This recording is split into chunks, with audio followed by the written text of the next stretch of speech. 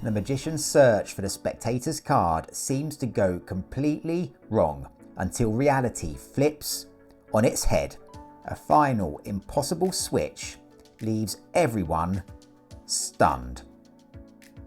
This is CoachTrick.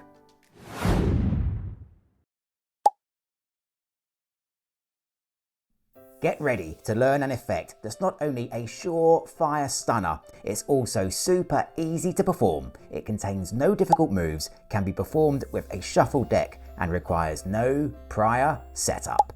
Remember, it's more than just the tricks here. Stick around and discover how learning magic can unleash your confidence and potential. Okay, let's jump into it. Grab a deck and let's go. Okay, so as ever then, let's just kickstart by taking a look at the effect itself, a truly startling revelation. And we're going to start with a shuffled deck, so just hand the cards to a spectator. They can shuffle those as much as they like.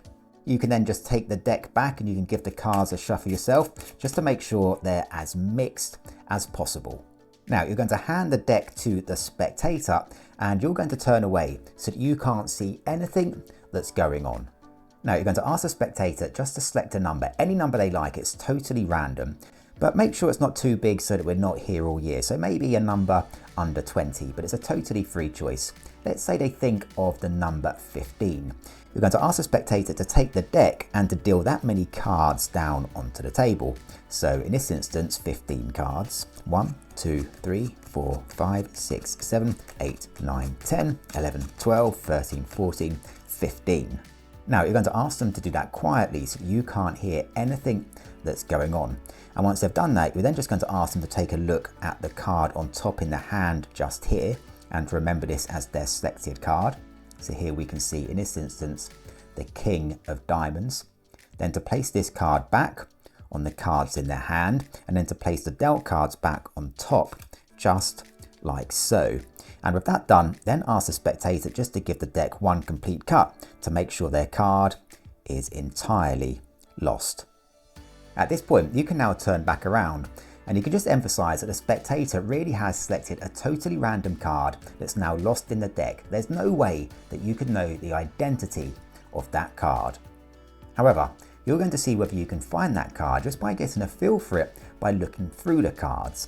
So ask the spectator to think of their card just to really clearly picture it in their mind. And you're just going to look through the cards like so. Now let's see if you can just get a feeling for their card. Interesting. I'm sensing something here. I think this might be it.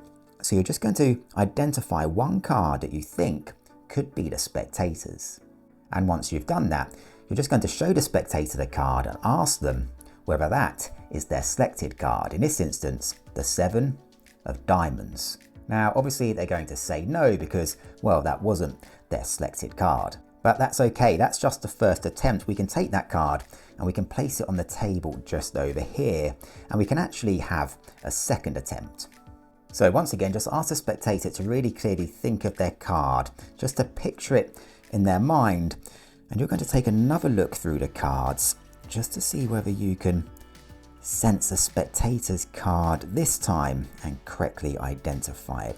So let's see, I think maybe somewhere around here.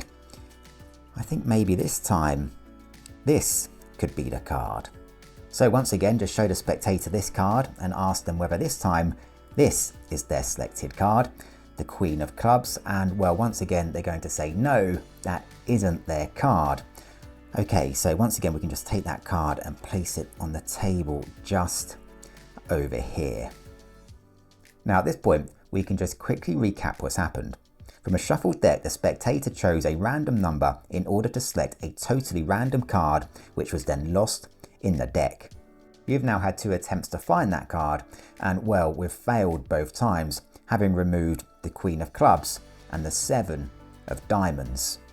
However, you can explain to the spectator that all is not lost. There is a way that we can still salvage the situation. Ask the spectator now to point to either of the cards on the table, the Queen of Clubs or the 7 of Diamonds. It's a totally free choice. Let's say they point to this card over here, the 7 of diamonds. Ask the spectator now to place their finger on top of this card and to press down, making sure that it's secure and there's no way that that card could move. Whilst the spectator is pressing down on that card, the 7 of diamonds over there, you can just take the other card, the Queen of clubs in this instance, and place that back into the deck, as we no longer need that card. Now, for the very first time, you're going to ask the spectator to reveal the value of their selected card. Of course, in this instance, that card was the King of diamonds. You're going to explain to the spectator that with a secret special move with the deck over here, you can cause the selected card, the King of diamonds, to fly out of the deck and to swap places with the card underneath the spectator's finger over here, the 7 of diamonds. And with that said, you can give the deck a quick flick and a click, and the change has happened. You can reveal that the card on top of the deck now just happens to be the 7 of diamonds, the card that was underneath the spectator's fingertip. And all that's left to do now is to ask the spectator to lift their finger to reveal that this card here now just happens to be their selected card. In this instance, the King of diamonds. A remarkable transition that's also super simple to perform. So stick around because now I will show you exactly how it works. Okay, so let's take a look at the secret to this effect. You can start just by handing the deck to the spectator and asking them to give the cards a shuffle. They can shuffle the cards as much as they like. Now, as you take the deck back, you're secretly just going to glimpse the bottom card here, and this is going to be your key card. So in this instance, the 9 of diamonds. You're now just going to give the cards a quick shuffle yourself in order to bring your key card, the 9 of diamonds, to the top of the deck. And that works as follows, just with a simple overhand shuffle, just dealing off cards like so until you get to the last few cards, which you're then going to deal off individually, including the last card here, your key card, which is now on top of the deck. With your key card on top, you're going to turn away so that you can't see anything. You're now going to ask the spectator to take the deck and to secretly think of a number, any number that they like, but in the interest of time, ideally a number below 20. So let's say they think of the number 14. You're going to ask the spectator to deal that many cards to the table. So in this instance, 14. 1, 2, 3, 4, 11, 12, 13, 14. Doing that quietly so that you can't hear, ask the spectator to take a look at the next card as their selected card and to remember this. So here we can see the 6 of spades. Then to place this card back on the cards in their hand and then to place the dealt cards back on top, like so. Ask the spectator then to give the deck one complete cut just to make sure their card is well and truly lost. You can now turn back around towards the cards and you're going to take the deck in an attempt to find the spectator's card. Now, as you're looking through the cards, here's what you're going to do. You're secretly going to locate your key card. So in this instance, the 9 of diamonds just here. Now, directly to the right of your key card is going to be the spectator's selected card. In this instance, the 6 of spades. And to the right of the spectator's card will be a random card, in this instance, the Jack of diamonds, which you're going to cut to the bottom of the deck. Now, you're going to show this card to the spectator, asking them whether it's their selected card, like so. Now, obviously you know that's not the spectator's card, but as you take the deck back to remove that card, here's what you're going to do.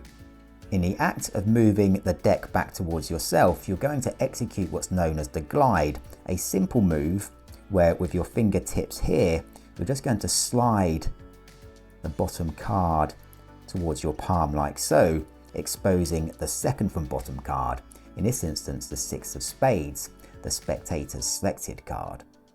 So you show the incorrect card, you take the deck back, you perform the glide, which exposes the spectator's selected card here. And this is the card you're now going to slide out and place on the table over here. You can then just take the deck back in preparation for a second attempt. Give the deck one complete cut, just like so, and then once again you can turn the cards towards you, ready to try to find the spectator's card.